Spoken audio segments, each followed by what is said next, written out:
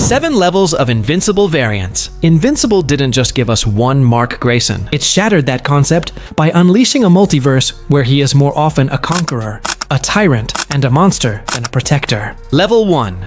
The Cannon Fodder. Level 1 is the foundation of this terrifying pyramid, and it is built from incompetence and anonymity. This is the multiversal dumping ground, the place where variants are sent to die with no fanfare, no legacy, and no impact. These marks have one singular, pathetic purpose: to be warm bodies in the Invincible War, to make the conflict look large-scale and chaotic, and to be swiftly eliminated to demonstrate the valor of Earth's heroes, or the sheer lethality of their more powerful counterparts. They are the red shirts of the Viltrumite Empire, the background characters in their own apocalypse. A quintessential example, perhaps the poster child for this level, is the variant we'll call Bulletproof Mark. His entire claim to fame, his sole-defining characteristic, is that he wore the unsold, orange and yellow bulletproof costume from the main timeline. It's a hand-me-down identity for a Mark who never earned his own. His tenure in the Invincible War was so profoundly unremarkable that in the comics, he was killed off-panel by Cecil's reunite. Let's just pause and consider the staggering implication of that. A being with Viltrumite DNA, however diluted, was taken out by what are essentially advanced zombie cyborgs. Every other Viltrumite we have ever seen, from Mark and Nolan to the lowliest Imperial soldier, has treated reunite as a minor nuisance, swatting them aside with contemptuous ease. The fact that this Mark fell to them tells you everything you need to know about his power level, his combat prowess, and his place in the cosmic order. He is quite simply not that guy. But the indignity does not stop there. This tier is a gallery of failures. There is the variant with the massive, impractical goggles, who served as a glorified punching bag for Rex Splode. Now, Rex's victory was heroic, and required all his ingenuity and every last trick, culminating in a self-sacrificial explosion. It's a great character moment for him, but it permanently condemns this Mark to the lowest tier. A Viltrumite being definitively defeated by a hero whose primary power is creating temporary gadgets is not a good look. Then there are the truly, utterly anonymous ones. The Marks who flicker into existence for a single, fleeting panel, only to be instantly ripped in half by a random strongman, vaporized by an energy blast, or crushed under debris. One variant, who notably doesn't even have any black on his costume, literally just, as one source perfectly stated, they showed up to be killed, and that was it. He never appears before, he never appears after. These variants have the most basic, uninspired costumes, usually a simple palette swap, or a minor accessory tacked onto the classic suit. They exist for a single, grim purpose: to be a statistic, to be turned into a reunite, and to pad the body count. They are the tutorial-level enemies in a game where the main character is already max level, and their existence only serves to make the upper tiers seem even more formidable by comparison. Level 2. The Disposable Brigade. Level 2 represents a slight, and I must emphasize, a very slight uptick in quality and relevance. These variants manage to claw their way out of total obscurity by surviving long enough to have a named opponent or a single line of dialogue that hints at a personality beyond generic evil. They are the almost there crowd. They had a sliver of potential, demonstrated a flicker of something interesting, but were ultimately just more durable, slightly more noticeable casualties. They put up a decent fight for a few minutes, which automatically makes them superior to level 1, but they lack the durability or narrative weight to be considered real. Lasting threats. This tier is perfectly defined by a pair we'll call the Tech Jacket Takedowns. This duo, one with short hair and another with a sleeveless costume, managed to corner the hero Tech Jacket, a wearer of immensely powerful alien armor. They even had a moment to gloat and establish a bit of backstory, with short hair Mark claiming to have killed a bunch of Galens in his dimension, thereby altering the timeline so that Zach Thompson never received the Tech Jacket. For a brief moment, they seem competent and threatening, but then the reality of their level sets in. Tech Jacket, realizing he is outmatched in a 2-on-1 fight, makes the ultimate sacrifice. He channels all of his suit's energy into the battery, overloading it to create a massive, suicidal explosion that turns both Viltrumite variants to dust. They were beaten by a single, albeit powerful, suicidal move. A top-tier variant would have likely survived that blast, or at least not been completely annihilated. Their strength was conditional, and when the condition changed, they were found wanting. Then we have perhaps the most embarrassing, most humiliating entry in this entire categorization, Omni Mark. On paper, this variant sounds incredibly intimidating. He wears a costume clearly inspired by his father, Omni Man, and in his own universe, he accomplished the unthinkable. He actually managed to defeat and kill Nolan. The reasons remain shrouded in mystery. So, how does this Nolan killer, this patricidal emperor, fare when unleashed upon the main timeline during the Invincible War? He gets his neck broken by a yo-yo. Let me repeat that, because it deserves to be heard twice. A viltrumite who killed Omni Man was strangled to death with a yo-yo, wielded by a hero named Madman. Now, to be fair, Madman does possess super strength, but the sheer unadulterated absurdity of the weapon and the undignified nature of the outcome is simply staggering. You could perhaps argue that the cumulative efforts of other heroes wore him down, that he was tired. But as one source perfectly and bluntly stated, even a baby viltrumite shouldn't be losing to a yo-yo. Omnimark is permanently cemented as a level 2 variant. All hype. No tangible substance when it truly mattered. Level 3. Now we are getting into the truly interesting and more formidable contenders. Level 3 is reserved for the variants who demonstrated genuine durability, a unique and twisted perspective, or a specialized form of power that sets them apart from the common rabble. These are the marks who weren't just strong enough to survive the initial global superhero resistance.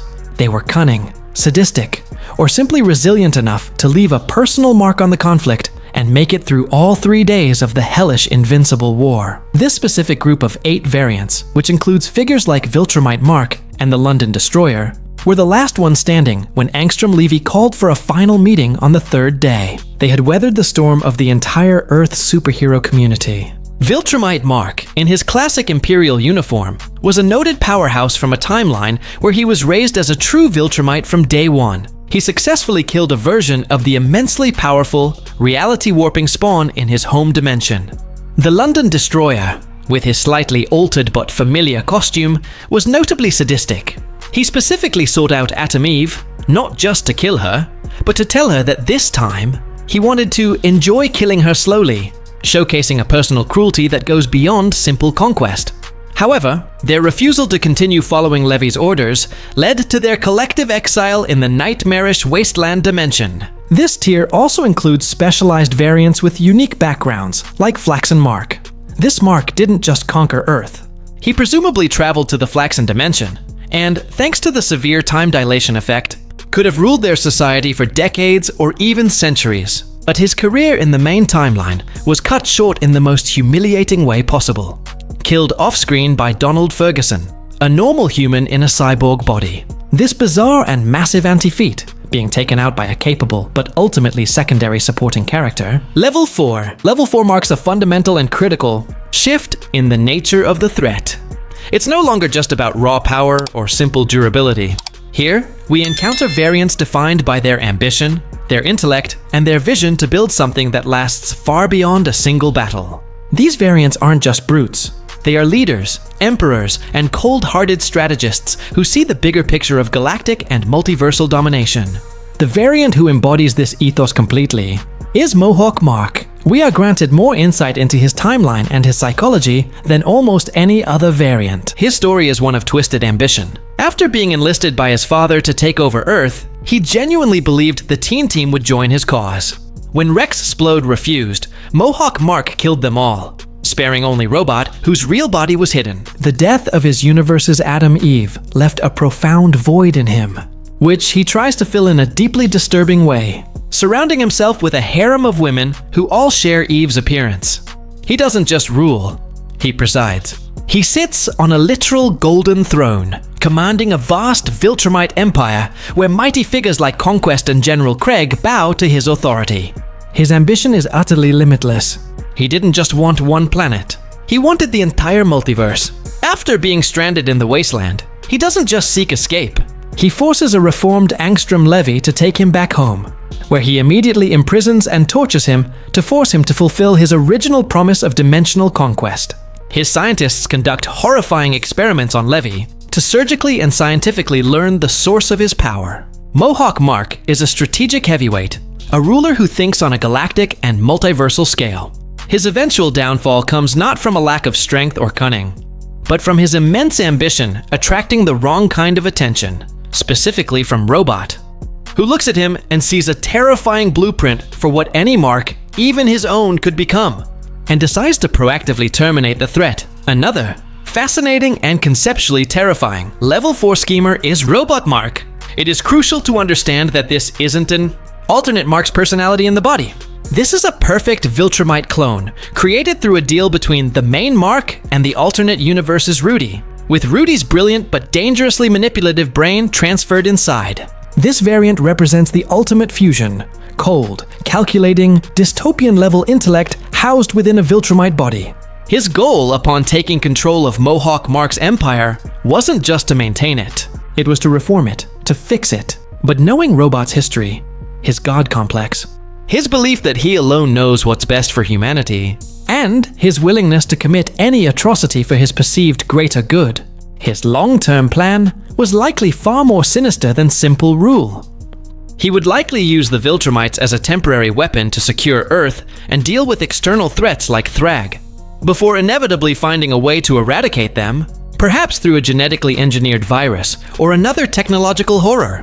His threat isn't in his punch. It's in the terrifyingly intelligent and utterly ruthless mind that is now piloting a body capable of punching through planets. Level 5. Level 5 variants are, in many ways, the most compelling and psychologically rich of the bunch. Their primary danger is not always purely physical, it is profoundly psychological. The prime example here is Parallel Mark, whom we have seen in both the comics and the second season of the show. This is the Mark who was successfully turned by his father and stood by Nolan's side to conquer Earth. He is a villain through and through. But unlike most of his evil counterparts, he could not bring himself to kill the resistance leader, his universe's Adam Eve. He paralyzed her, and in a move that is both monstrous and strangely poignant, he arranged for people to care for her, planning to visit her from time to time. This single, inconsistent act of mercy, this inability to completely sever his last meaningful human connection, makes him a tragic and deeply complex figure. He shows us the version of Mark who embraced his viltrumite heritage, but got tragically stuck in a gray area, abandoning 99.9% of his humanity, but unable to take that final, brutal step to 100%. Then there's Full Mask Mark, who battled Kid Omni Man during the war. He implies that most evil versions of Mark killed their own mothers, logically acknowledging that a woman like Debbie Grayson would never accept her husband and son becoming planetary conquerors. He also clearly has a complex history with his own Nolan, suggesting he at least tried to murder him, which ties into the theory that Nolan often had to be removed for these marks to forge their own empires. Yet, despite this patricidal implication, he holds a twisted, deep-seated respect for the viltrumite symbol and its meaning. When fighting Oliver, he snarls that the boy has to earn the symbol on his chest. He represents the variant who fully bought into the viltrumite ideology of strength, power, and legacy, but still operates within its brutal, honor-bound framework. He's not a mindless beast. He's a true believer in a monstrous creed. And that ideological conviction makes him far more dangerous and narratively interesting than a simple thug. Level 6. Level 6 is reserved for the most powerful, formidable, and ruthless variants who stood as the final major obstacles between order and total chaos. First, we have Viltrumite Mark. We have encountered him before, but his performance in the Wasteland is what elevates him to this apex tier. He is the picture of Viltrumite purity, a soldier raised in the Imperial system from birth. His strength was explicitly noted as above average, and his feats are legitimately top tier. He successfully killed a version of Spawn in his home dimension. Then, we have Mohawk Mark. We have already detailed his empire building in level 4, but in the context of the Wasteland, his story takes a darker turn that cements his place here. If Viltrumite Mark represents raw power, Mohawk Mark represents strategic ambition confronted by a superior evil. Despite all his power, his cunning, and his imperial authority, he met his match in the Wasteland. He was gripped by a fear so profound it dictated his every move. He was so terrified of the top variant that he refused to fight him one-on-one, choosing instead to flee. This wasn't a tactical retreat. It was a survival instinct born of sheer terror. He even explicitly doubted that teaming up with the Prime Invincible would be enough to secure victory. Mohawk Mark is the ultimate schemer and a powerful ruler, but in the face of pure, unadulterated evil, his will broke. He is an apex contender, yes, but a defeated and psychologically dominated one. And lastly, we have Prisoner Mark. This variant, clad in the tattered rags of a viltrumite inmate, was locked away in a high-security prison for over a year, likely on the orders of his own father. His body is a roadmap of scars and burns, and his mind has been fractured by prolonged isolation and torture. While other Marks grew strong through ruling empires, Prisoner Mark grew strong through survival alone. His will was forged in a crucible of constant pain, making him uniquely suited for the hell of the wasteland dimension. He didn't just survive the Invincible War. He endured it with a grit that only comes from having already endured a lifetime of punishment. His placement in level 6 is not based on imperial ambition, but on the raw, terrifying fortitude of a Mark who has already faced his own personal apocalypse and emerged, broken but unyielding from the other side. He is the ultimate survivor, a contender whose greatest power is an indomitable will to live. Level 7. Level 7 is not for a group or a pair. It is a tier reserved for a singular entity. The variant who isn't just the strongest or the cruelest, but the one who perfectly, terrifyingly combines every lethal trait into one seamless package of multiversal evil. The sole, undisputed occupant of this throne is Sinister Mark. He is not in level 7. He is the definition of it. He defeated every other apex contender.